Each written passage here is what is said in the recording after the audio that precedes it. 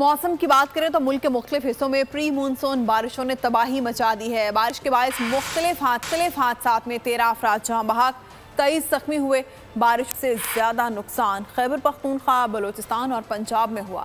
बारिश का सिलसिला 30 जून तक जारी रह सकता है। तू की जाने यार अमीरा, रोटी बंदा खा जाती है। यूनान में कश्ती उलटने का अलमनाक हादसा।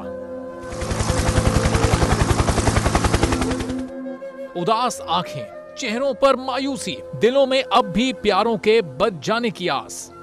मेरी दरखास्त है वजीर आजम अगे जल्दी तो जल्दी मेरे बच्चे की तलाश की जाए।